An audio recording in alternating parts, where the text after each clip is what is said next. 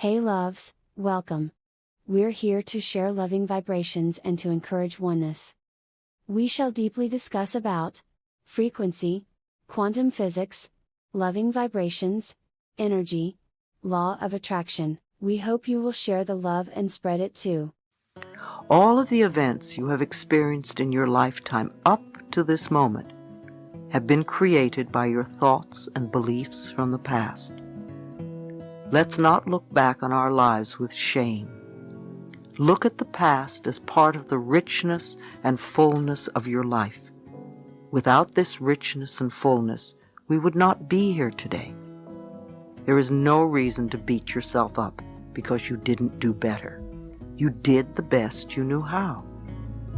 Release the past in love and be grateful that it has brought you to this new awareness. The past only exists in our minds and in the way we choose to look at it in our minds. This is the moment we are living. This is the moment we are feeling. This is the moment we are experiencing. What we are doing right now is laying the groundwork for tomorrow. So this is the moment to make the decision. We can't do anything tomorrow, and we can't do it yesterday. We can only do it today. What is important is what we are choosing to think, believe, and say right now. When we begin to take conscious charge of our thoughts and words, then we have tools that we can use. I know this sounds simple, but remember, the point of power is always in the present moment. It is important for you to understand that your mind is not in control. You are in control of your mind. The higher self is in control. You can stop thinking those old thoughts. When your old thinking tries to come back and say, "It's so hard to change," take mental command. Say to your mind, "I now choose to believe it is becoming easy for me to make changes." You may have this conversation with your mind several times before it acknowledges that you are in charge and that you really mean what you say. Imagine that your thoughts are like drops of water. One thought or one drop of water does not mean very much. As you continue to repeat the same thoughts over and over, you first notice a stain on the carpet, then there's a little puddle, then a pond, and as these thoughts continue, they can become a lake and finally an ocean. What kind of ocean are you creating? One that is polluted and toxic and unfit to swim in? Or one that is crystal clear and blue and invites you to enjoy its refreshing waters? People often tell me, "I can't stop thinking a certain thought." I always reply, "Yes, you can." Remember how often you have refused to think a positive thought? You just want to tell your mind that that is what you are going to do. You want to make up your mind to stop thinking negatively. I'm not saying that you have to fight your thoughts when you want to change things. When the negative thoughts come up, simply say, "Thank you for sharing." In that way, you are not denying what is there, and you are not giving your power over to the negative thought. Tell yourself that you are not going to buy into the negativity anymore. You want to create another way of thinking. Again, you don't have to fight your thoughts. Acknowledge and go beyond them. Don't drown in a sea of your own negativity when you can float on the ocean of life. You are meant to be a wonderful, loving expression of life.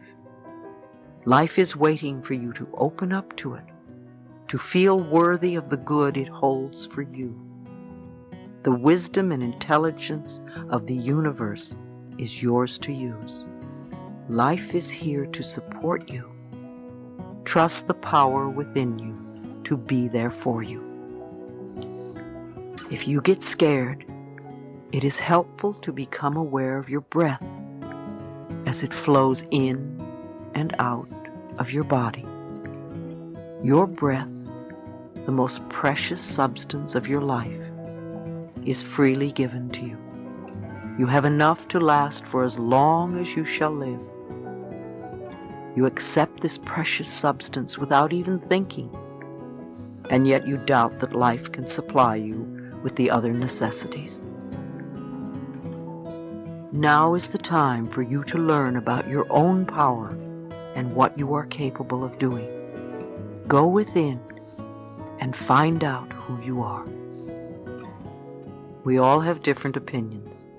You have a right to yours, and I have a right to mine. No matter what goes on in the world, the only thing you can work on is what is right for you.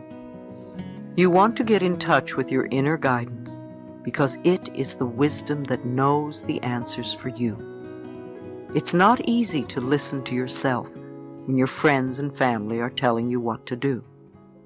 Yet all the answers to all the questions you are ever going to ask are within you now. And every time you say, "I don't know," you shut the door to your own inner wisdom. The messages you get from your higher self are positive and supportive of you.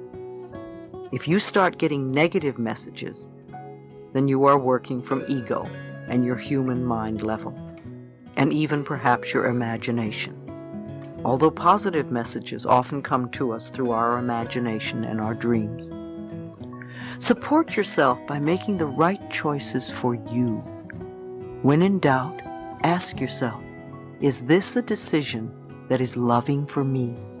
Is this right for me now? You may make another decision at some later point, a day, a week, or a month later. But ask yourself these questions in each moment. As we learn to love ourselves and trust our higher power, we become co-creators with the infinite spirit of a loving world.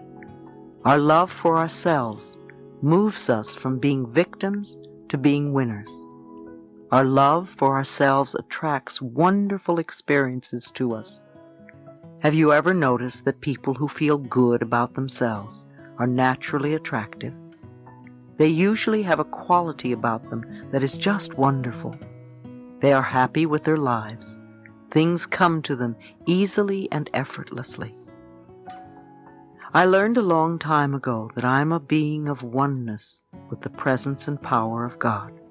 Knowing this, that the wisdom and understanding of Spirit resides within me, and I know that I am, therefore, divinely guided in all my dealings with others. Just as all the stars and planets are in their perfect orbit, I am also in my divine right order. I may not understand everything with my limited human mind. However, on the cosmic level, I know I am in the right place at the right time, doing the right thing. My present experience is a stepping stone to new awareness and new opportunities. Who are you? What did you come here to learn? What did you come here to teach? We all have a unique purpose. We are more than our personalities, our problems, our fears, and our illnesses. We are far more than our bodies. We are all connected with everyone on the planet and with all of life. We are all spirit, light, energy, vibration, and love. And we all have the power to live our lives with purpose and meaning. Chapter 2, Following My Inner Voice. The thoughts we choose to think are the tools that we use to paint the canvas of our lives. I remember when I first heard that I could change my life if I was willing to change my thinking. It was quite a revolutionary idea to me. I lived in New York and discovered the Church of Religious Science. Often people confuse the Church of Religious Science, or Science of Mind, which was founded by Ernest Holmes, with the Christian Science Church founded by Mary Baker Eddy. They all reflect New Thought, however they are different philosophies. The Science of Mind has ministers and practitioners who carry on the teachings of the Church of Religious Science. They were the very first people who told me that my thoughts shaped my future. Even though I didn't understand what they meant, this concept touched what I call the inner ding within me, that place of intuition that is referred to as the voice within. Over the years, I've learned to follow it because when that ding goes yes, even if it seems a crazy choice, I know that it is right for me. So these concepts struck a chord in me. Something said, yes, they are right. And then I began the adventure of learning how to change my thinking. Once I accepted the idea and said yes to it, I went through the hows. I read a lot of books, and my home became like many of yours, filled with masses of spiritual and self-help books. I went to classes for many years, and I explored everything related to the subject. I literally immersed myself in new thought philosophy, a new way of thinking. It was the first time that I had really studied in my life. Up until then, I didn't believe in anything. My mother was a lapsed Catholic, and my stepfather was an atheist. I had some strange idea that Christians either wore hair shirts or were eaten by lions, and neither appealed to me. I really delved into science of mind because that was an avenue that was open for me at the time, and I found it really wonderful. At first it was sort of easy. I grasped a few concepts, and I started to think and talk a little bit differently. In those days I was a constant complainer and full of self-pity. I just loved to wallow in the pits. I didn't know that I was continually perpetuating more experiences in which to pity myself. But then again, I didn't know any better in those days. Gradually, I found that I was no longer complaining quite so much. I started to listen to what I said. I became aware of my self-criticism, and I tried to stop it. I began to babble affirmations without quite knowing what they meant. I started with the easy ones, of course, and a few small changes began to take place. I got the green lights and the parking places, and boy, did I think I was hot stuff. Wow, I thought I knew it all, and I very soon became quite cocky and arrogant and dogmatic in my beliefs. I felt I knew all the answers. In hindsight, it was really my way of feeling safe in this new area.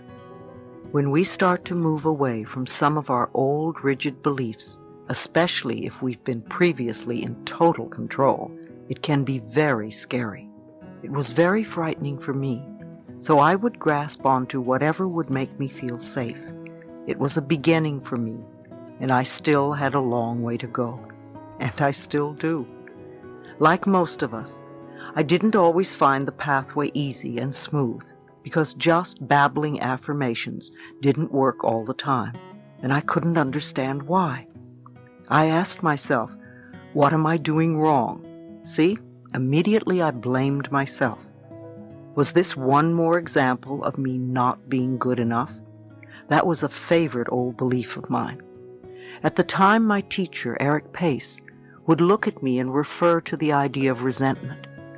I didn't have the faintest idea what he was talking about. Resentment? Me? Surely I didn't have any resentments. After all, I was on my pathway,